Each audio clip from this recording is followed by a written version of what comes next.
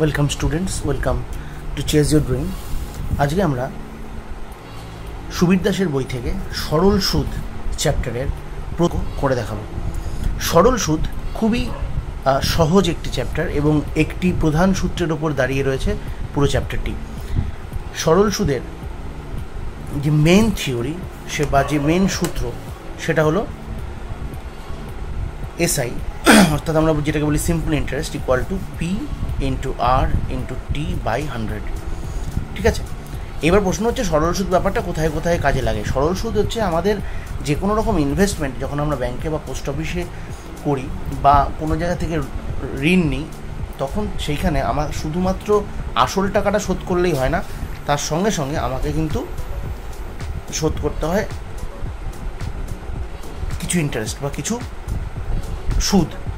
সেই সুদ এবং আসল এই দুটো মিলে তৈরি হয় সুদ আসল। এখন সুদ আসল জিনিসটি কি? সুদ আসলটিকে ইংলিশে আমরা বলবো অ্যামাউন্ট, এবং অ্যামাউন্ট হচ্ছে প্রিন্সিপালের সঙ্গে যখন আমার ইন্টারেস্ট অ্যাড হয়ে যাবে, এটা হয়ে গেল আমার অ্যামাউন্ট। ঠিক আছে, তাহলে এসআই হচ্ছে পিআরটি বাই 100 আর অ্যামাউন্ট হচ্ছে প্রিন্সিপাল প্লাস ইন্টারেস্ট। এই হচ্ছে গিয়ে সুদ আসল। এইবার আমাদের অঙ্ক অনুযায়ী কিন্তু আমরা বারবার এগোবো, যখন অঙ্ক অনুযায়ী আমরা কীভাবে করতে হবে অঙ্কগুলোকে সেভাবে বুঝিয়ে ভিডিওতে তোমরা দেখতে পাবে। ভিডিওটি শেষ অবধি দেখো। প্রথম অঙ্ক,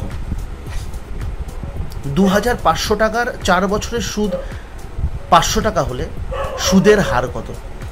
অর্থাৎ আমার কিন্তু এই প্রশ্নে এই যে পি আর চেয়েছে, মানে রেট অফ ইন্টারেস্ট, এটা চেয়েছে। ঠিক আছে, আচ্ছা, তাহলে আমরা প্রথমে এই সূত্রটা ফার্স্টে লিখে নেব। P R T by 100 is equal to হচ্ছে এসআই, এটা আমরা অলওয়েজ লিখে নেব।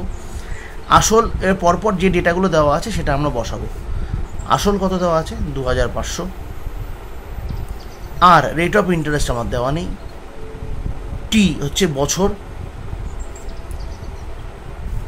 Is equal two 500। Very simple, যা যা ডেটা আছে সেগুলো পুট করো। একটা জিনিস খুব ভালো করে মনে রাখবে, ফর টি অলওয়েজ বছর বসাতে হবে। কোনো সময় যদি মাস থাকে সেটাকে বছরে কনভার্ট করে নিয়ে বসাতে হবে। কোনো সময় যেন কোনোভাবে মিস না যায়। ঠিক আছে, এটা কিন্তু খেয়াল রাখতে হবে আমাদের। আচ্ছা, এখান থেকে তাহলে আর কত আসছে? 500 ইন্টু 100 বাই 2500 ইন্টু 4। তাহলে কাটাকাটি করলে আমরা এখানে কি পাচ্ছি? দুটো শূন্য কাটলাম, 5 দিয়ে 25 কাটলাম 5, 20, 5। তার মানে আর ইকুয়াল টু আসছে 5, অর্থাৎ রেট অফ ইন্টারেস্ট কিন্তু 5%।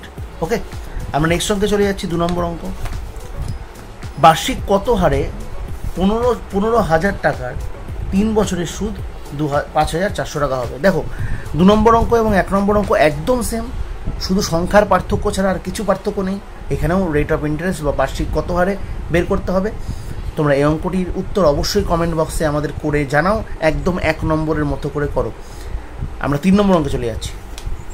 3 নম্বর অঙ্কে বলেছে বার্ষিক 5% হারে কত বছরে 1100 টাকার সবৃদ্ধিমূল 1320 টাকা হবে? সবৃদ্ধিমূল কথার অর্থ সুদ এবং আসল, যেখানে সুদ এবং আসল একত্রে মিলিত রয়েছে।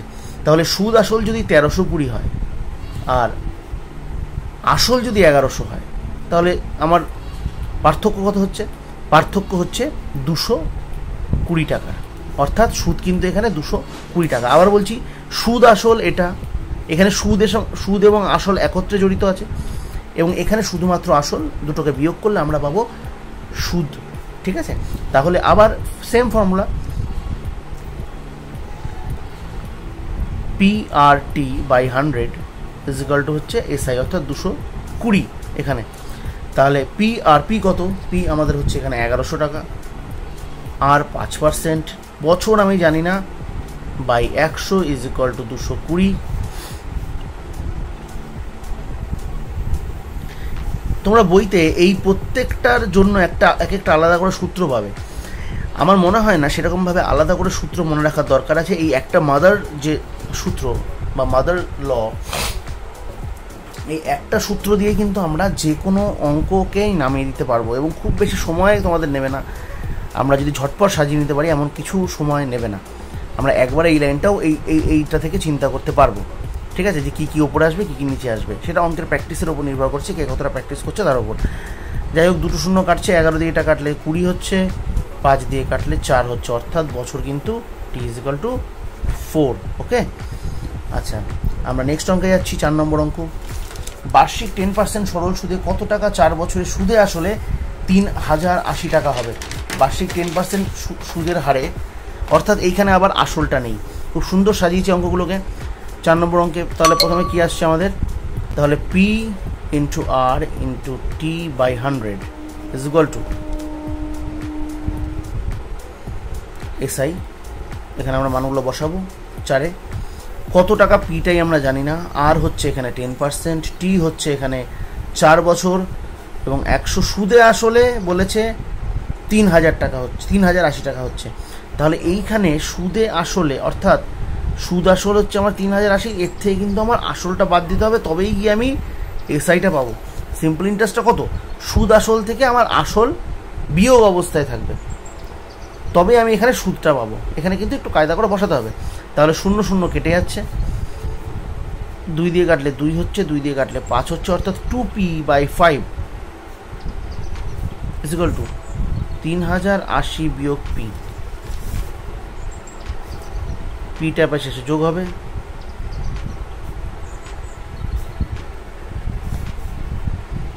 লসাগু করলে 5, 5p + 2p = 3080, অর্থাৎ 7p/5 = 3080। সুতরাং p = 3080 × 5/7। ঠিক আছে, দেখো ক্যালকুলেশনে কোথাও বুঝতে অসুবিধা হওয়ার কথা নয়, আমি একদম ভেঙে ভেঙে করে দিয়েছি লসাগু করে, যেমন করে সিম্পল হয় একদম ইজিলি। 7 দিয়ে যদি আমরা এটা কাটি, 4 7 28, 4 7 28, 0 5 0 0, 4 5 20, 0 2 22, অর্থাৎ p = কিন্তু এখানে 2200 টাকা আসছে। ওকে, নেক্সট অঙ্কে যাচ্ছি।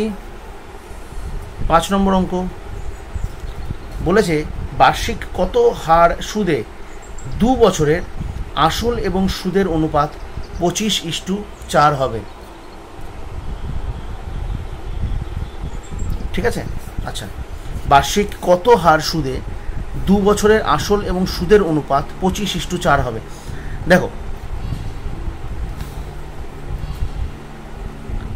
এখানেও আবার আর চেয়েছে, কিন্তু এখানে মুশকিলটা হলো একমাত্র 2 বছর ছাড়া আর কোনো ডেটাই এক্স্যাক্ট দেওয়া নেই। সুতরাং আমরা এখানে প্রিন্সিপালটাকে 25 ধরে নেব, কারণ আসল বলেছে 25, আসল এবং সুদের অনুপাত হচ্ছে 25:4, অর্থাৎ প্রিন্সিপালটাকে আমরা 25x ধরে নেব, এবং সুদটাকে অর্থাৎ ইন্টারেস্টটাকে আমরা ধরে নেব 4x।